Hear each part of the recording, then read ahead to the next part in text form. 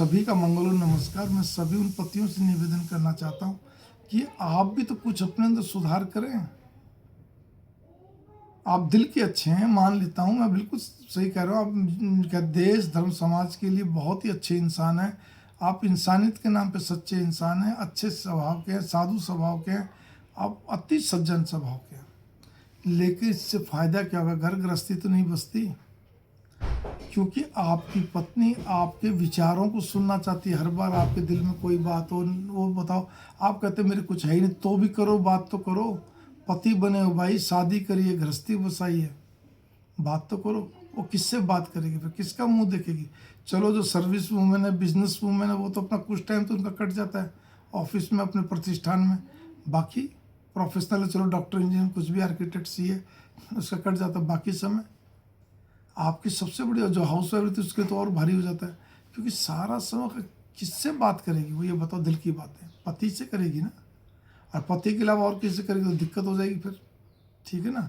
लोग तो कोई जल्दी से किसी की फीलिंग, किसी की भावना को समझते नहीं।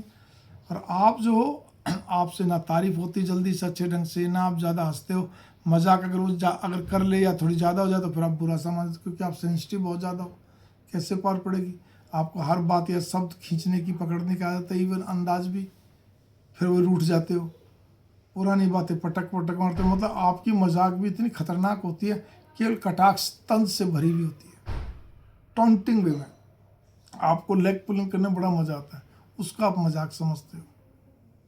नहीं भाई, ये मजाक नहीं होती है, इस बात पे गौर कर लीजिए। आपको अपनी पत्नी को खुश रखने के लिए इस बात पे गौर कर लीजिए, उससे मस्ती करो। सॉरी, हाथों से ही मस्ती करो, आते ही जाते, शब्दों से मस्ती करो, वो आपके लिए। अगर कोई पत्नी आपकी तरह तो उसको भी ये सोचना चाहिए। मतलब बात तो वैसे ही सब मैं दोनों तरफ के लिए बोल रहा हूँ, भावनाएं, लेकिन फिलहाल इसमें पति की बात है। अपने पहले दिमाग में रखो, आज मैं ये वाला गाना गुनगुनाऊंगा, आज ये गाऊंगा। मतलब अपनी हैबिट्स का बनाइए आप। मैं आज इस तरह से इसका हंसाऊंगा, थोड़ा सा गम्फी भर ली, ठीक है ना, झप्पी पाली, आते जाते मौका देख के, ठीक है ना, थोड़ा सा हाथ से छेड़खानी कर दी, हल्की से चलते फिरते चपत सी लगा दी, कुछ भी, मतलब कहने का था, गाल खींच ली। भाव मेरे कुछ तो करो, कुछ उसके चेहरे को देख के उसकी तारीफ करो। आते जाते जब भी हो, चलो सुबह निकले तो भी तारीफ करके चलो, रात को घुसते तो भी हो, हंसते हो। घर की बात ऑफिस में नहीं, और ऑफिस की बात घर में नहीं। वो सब दिमाग वहाँ रख के आइए आप, अपने प्रतिष्ठान में, अपने प्रोफेशनल हाउस में, अपने सर्विस सेंटर में। ठीक है ना? आपको ही होना चाहिए, मस्ती भरी बातें आपके अंदर आनी चाहिए। और फिर एनसाइक्लोपीडिया आपके पास, अगर अच्छी खासी नॉलेज तो होती है आपके पास, और बातें करो, पत्नी सारी बातें करो, उसको अच्छा लगता है।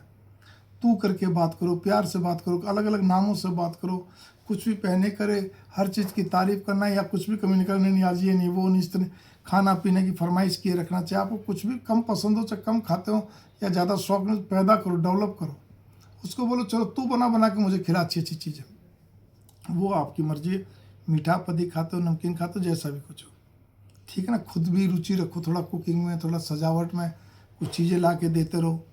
इनर कपड़े भी होते हैं आपके, कहते हैं मेकअप के सामान भी होते हैं। अरे पति हो भाई, पति हो, आपको करना चाहिए इस चीज़ को। वो नहीं है, शास्त्र भी बोलते हैं दाम्पत्य जीवन एक अलग जीवन होता है, इसमें केवल स्त्री पुरुष होते हैं। समाज उनका आशीर्वाद देके पति पत्नी का रूप धारण करवाता है, और अदृश्य रूप में भगवान जी होते हैं। तो आपको करना चाहिए ना, बजाय कमियां निकालना, सत पकड़ना। अगर वो कभी गुस्सा भी होती है आपके, इसी व्यवहार से गुस्सा होती है कि आप जल्दी से बोलते नहीं हो। घर में भी चुपचाप साधु बाबू बन के बैठ जाते हो। मूड में आएगा तो हंस लोगे, मूड में आएगा बोल लोगे, वही थोड़ा थोड़ा हंस लोगे, मूड में आएगा चलोगे, नहीं तो नहीं, अपना चुपचाप बैठे रहोगे, सोते रहोगे, या कुछ भी हो, या और कहीं चले गए, फिर लेट आए, फिर अपना ठीक है खा पी के सो गए। परिवार में टाइम फिर भी दे देते हो आप, तो फिर पत्नी कहाँ गई? अरे बीच में भी फ़ोन करके पूछ लिया, और भाई क्या हाल चाल है, थोड़ा अलग अलग शब्द बोली, प्यारे प्यारे शब्द बोली, ठीक है ना। अरे मेरी राधा कहाँ है तू? बस वैसे ही याद आ रही थी। अच्छा चल आज मैं आ रहा हूँ, बता क्या बना के रखेगी।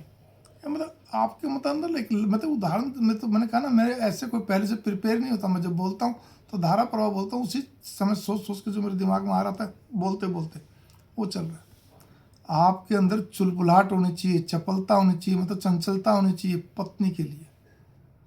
फिर कहूँगा सब तो दोनों के लिए, हम भावना तो दोनों के लिए है, फिलहाल यहाँ पति के लिए बोल रहा हूँ। ठीक है ना? तो पार पड़ती है। और पत्नी कोई बात ये नहीं कि अपने परिवार में बताए रखो। परिवार में पत्नी की बातें नहीं बतानी चाहिए, चाहे माँ हो चाहे कुछ भी हो, क्योंकि वैसे तो अपनी सारी बात लगभग अधिकांश जो पुरुष होते अपनी माँ को जरूर बताए रखते हैं, या बहन को या भाभी को। नहीं, ऐसे नहीं करना चाहिए। हर स्त्री पुरुष की प्राइवेसी होती है, वो प्राइवेसी बड़ी संभाल के रखनी पड़ती है। आपकी प्राइवेसी तोड़ते हो, आपका बचपन है, आपका चुपचाप लगा के रखना, वो मतलब चुप रहता है हमेशा, चुप्पा रहना, चुप्पा, ठीक है ना। ऊपर से कहना मैं बताऊँ, मैं इसको कोई गाली गलौज नहीं करता, बकवास नहीं करता, मारता पीटता नहीं, जो पैसे मांगती देता हूँ, जो भी कुछ कहीं भी आओ जाओ खुला खर्च का सब। अरे भाई, आप नहीं करो तो क्या पड़ोसी करेंगे?